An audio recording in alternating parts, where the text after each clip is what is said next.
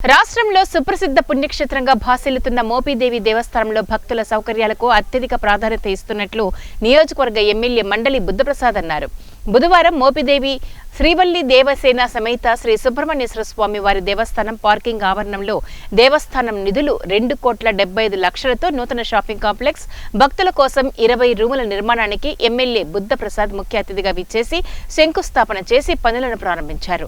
ఈ సందర్భంగా ఆయన మాట్లాడుతూ మోపిదేవి దేవస్థానం ప్రాశస్త్యం రోజురోజుకి పెరుగుతుందని అన్నారు. భక్తుల మనోభావాలకు అనుగుణంగా దేవస్థాన పరిపాలన జరగాల్సిన అవసరం ఉందన్నారు. భక్తులు దైవంపై ఎంతో భక్తి భావనతో వస్తారో అదే భక్తి భావనతో దేవాదాయ శాఖ ఉద్యోగులు విధి నిర్వహణలో పనిచేయవలసిన ఆవశ్యకత ఉందని అన్నారు. మోపిదేవి దేవస్థానం పవిత్రంగా నిర్వహించే ప్రయత్నం చేస్తున్నట్లు తెలిపారు. దేవాదాయ వ్యవస్థను ప్రక్షాళన చేయవలసిన అవసరం ఉందని, ఈ శాఖలో సమగ్ర విచారణ ద్వారా భక్తులకు దేవస్థానాలపై నమ్మకం కలిగించవలసిన ఆవశ్యకత ఉందని అన్నారు. తప్పును సరిదిద్దే ప్రయత్నంలో డొంక కదిలితే ఎక్కడ మొత్తం కదులుతుందో అన్న ఉద్దేశంతో చూసి చూడనట్లు వ్యవహరించడం మంచి పద్ధతి కాదన్నారు. దేవాదాయ శాఖ వ్యవస్థలో సమూల మార్పులు రావాలని, సామాన్య భక్తులకు సైతం సకల సౌకర్యాలు కల్పించాలని కోరారు. దాంట్లో ఈ రోజున 2,75,00,000 రూపాయలతో ఇక్కడ ఒక 10 షాపింగ్ కాంప్లెక్స్ గాను 20 వసతికి సౌకర్యం కల్పించే విధంగా గదులు నిర్మాణం చేయడానికి కార్యక్రమాన్ని ప్రారంభించడం జరిగింది. ఇంకా విస్తృతంగా చేయాల్సిన అవసరం కూడా ఎంతైనా ఉంది. ఎందుకంటే ప్రస్తుతం వస్తున్న భక్తులకి కనీస సౌకర్యాలు కల్పించాల్సిన బాధ్యత వాళ్ళ దేవస్థానంలో ఉంది.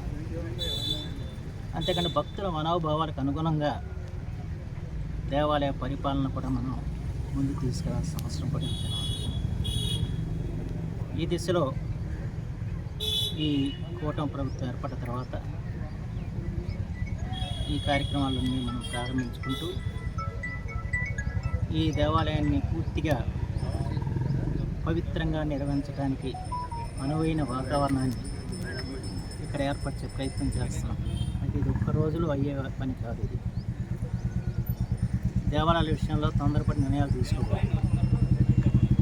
అంచేత నెమ్మదిగా ఈ దేవాలయానికి సంబంధించిన మౌలిక సదుపాయాలు కల్పిస్తూనే దేవాలయంలో పూజలు, పునస్కారాలు, ఇతర విషయాల్లో ఒక సమూలమైన మార్పులు తీసుకొచ్చి భక్తుల మనోభావాలకు అనుగుణంగా భక్తుల ఆలోచనలు కూడా స్వీకరించి దీన్ని సరిదిద్దే ప్రయత్నం ఖచ్చితంగా చేస్తాం. దీని గురించి నేను గతంలో కూడా మాట్లాడటం జరిగింది. 5 సంవత్సరాలుగా చాలా అస్వస్థంగా దేవస్థానంలో ఈ దేవస్థానం కాదు, అన్ని దేవస్థానం ఉన్న పరిస్థితి తెలుసు. దేవస్థానం అన్ని దేవస్థానాలు అన్ని వాటిని చూస్తాను నేను కూడా చాలా విషయాలు మాట్లాడాను.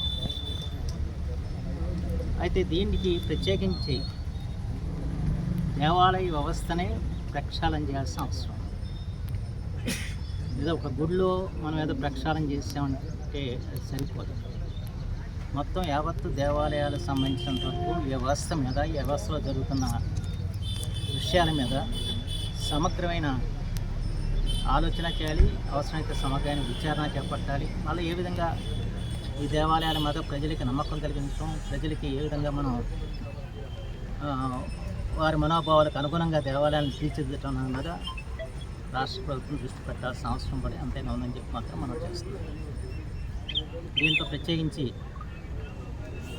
ఎక్కడైనా ఒక తప్పు జరిగితే ఆ తప్పుని సరిదిద్దే ప్రయత్నం దేవాదాయ శాఖ చేపట్టాల్సిన అవసరం.